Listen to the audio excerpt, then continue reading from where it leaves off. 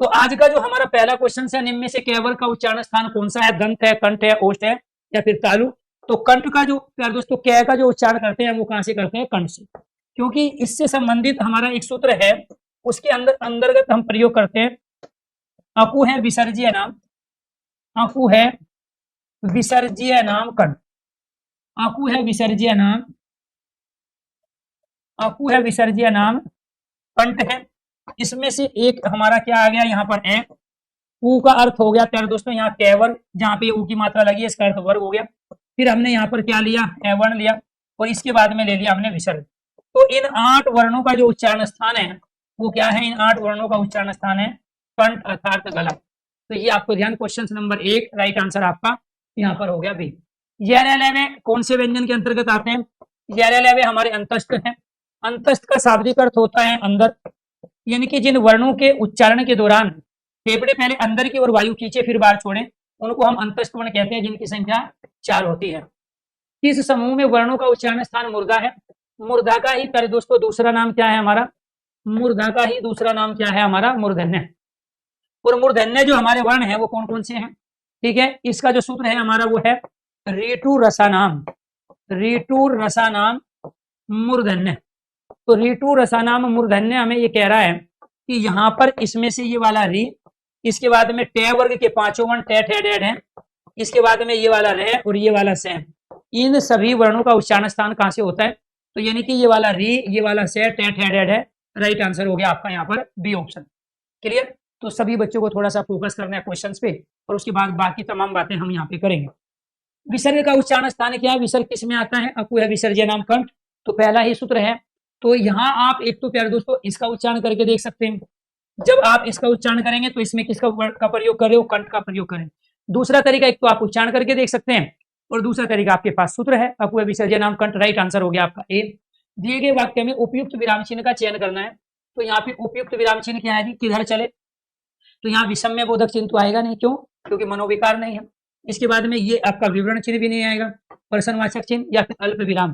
तो यहाँ पर क्या आएगा? किधर चले? प्रश्नवाचक चिन्ह, क्योंकि ये किधर अपने आप में यहाँ क्या है प्यारे दोस्तों? आपसे क्वेश्चन कर रहे हैं। ठीक है, तो राइट आंसर क्या हो गया आपका यहाँ पर? C option. दिए गए वाक्य में उपयुक्त विराम चिन्ह का चयन करना है। अमीना तो कब आई? तो यहाँ पे कब क्या है? प्रश्नवाचक शब्द है, और जब प्रश्नवाचक शब्द है तो यहाँ क्या आएगा आपका? प्रश्नवाचक चिन्ह। इसीलिए राइट आंसर 6 का हो गया आपका बी। इस वाले चिन्ह को हम क्या बोलते हैं? रिक्त स्थान चिन्ह बोलते हैं, डॉट डॉट डॉट करके। ये वाला प्रश्नवाचक है, ये आपका अर्धविराम का चिन्ह है, ये आपको ध्यान रखना है। इसको बोलते हैं विवरण चिन्ह। इसको क्या बोलेंगे? विवरण चिन्ह। इसके बाद प्रश्नवाचक इस विराम चिन्ह का नाम क्या है? तो इसका विराम चिन्ह का नाम है ये, क्योंकि पूर्ण विराम आपका ये होता है, प्रश्नवाचक आपका ये होता है, अल्प विराम ये होता है, और योजक चिन्ह आपका ये होता है, जो सामासिक पदों के बीच में हम प्रयोग करते हैं, और शब्द की आवर्ती के लिए प्रयोग करते हैं, संयुक्त क्रिया में प्रयोग करते हैं, सार्थक निरर्थक शब्द युग में प्रयोग करते हैं, और विलोम शब्द में। वो पूछता है इसका प्रयोग कहाँ होता है? सार्थक निरर्थक शब्द युग, चाय वाय, कपड़ा वपड़ा, रोटी वोटी, डंडा वंडा। ठीक है, भारत भारत। इसके बाद सामासिक पद माता और पिता में शब्द की आवर्ती हो रही है धीरे धीरे। तो ये राइट आंसर क्या हो गया आपका यहाँ पर? B option. एक वाक्य में विराम चिन्ह का गलत प्रयोग हुआ है, तो गलत प्रयोग वाला विराम चिन्ह ढूंढना है। वह नहीं जानता कि मैं क्या कहना चाहता हूँ। तो यहाँ पे मैं क्या कहना चाहता हूँ, यहाँ पे क्या आना चाहिए? प्रश्नवाचक चिन्ह। आपने क्या कहा था? सो मैंने नहीं सुना। ठीक है, तो गलत प्रयोग किसमें हुआ ये देखना है। उत्तर प्रदेश की राजधानी बताओ। ठीक है, तो उत्तर प्रदेश राजधानी बताओ, प्रश्नवाचक चिन्ह। वह ऐसा क्यों कहता था कि हम वहां न जाएंगे? तो ये अपने आप में क्या है? ठीक है, वह नहीं जानता कि मैं क्या कहना चाहता हूँ। इसमें क्या है? यहाँ पे क्वेश्चन मार्क पूर्ण विराम की जगह। बाकी आपने क्या कहा?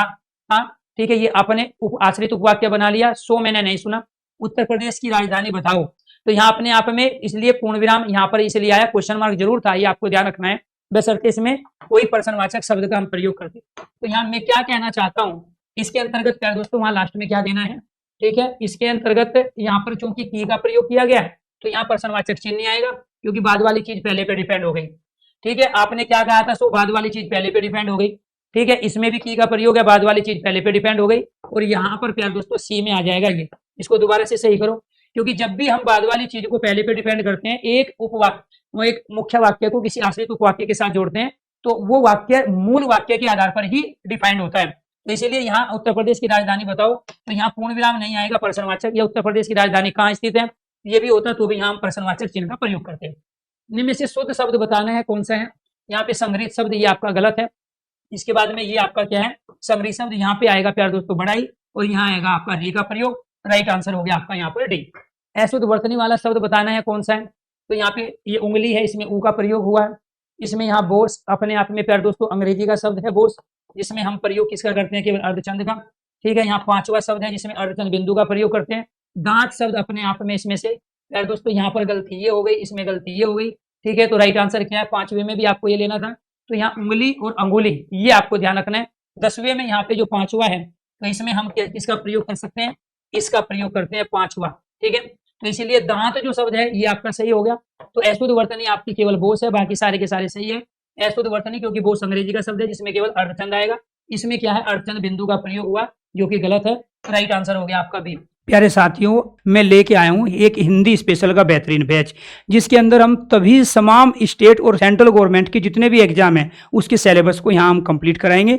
इस कोर्स की फीस रहेगी 399 रुपया। इसके अंदर हम हिंदी व्याकरण, हिंदी शब्दावली, हिंदी काव्य शास्त्र, हिंदी साहित्य, भाषा विज्ञान और हिंदी विविध, यानी कि हिंदी के सारे वे सेक्शन जो किसी भी एग्जाम में पूछे जाते हैं। आपका कोई भी एग्जाम हो, 10th पास हो, 12th पास हो, ग्रेजुएशन पास हो, या आप यूजीसी नेट की तैयारी कर रहे हो, आप क्लर्क की तैयारी कर रहे हो, पुलिस भर्ती की, या फिर शिक्षक भर्ती की, प्यारे दोस्तों मैं सारा सिलेबस कराऊंगा इस हिंदी स्पेशल के बैच में कंप्लीट। तो आप जुड़ना ना भूले। 6 मार्च आज शाम को 7 बजे कैरियर ऐप पे भी आप जाइए और वहां से इस बैच में रजिस्ट्रेशन करा के हिंदी की तैयारी के साथ आप हिंदी के सारे क्वेश्चन अपनी परीक्षा में सही करोगे, क्योंकि इसके अंदर मैं देता हूं 100 लाइव क्लास, 70 से ज्यादा आपकी पीडीएफ होती है, इसके साथ 5000 से ज्यादा क्वेश्चंस आपको मैं प्रोवाइड कराता हूं। पीडीएफ के साथ साथ पीएनजी भी प्रतिदिन इसमें अपलोड कराई जाती है। धन्यवाद।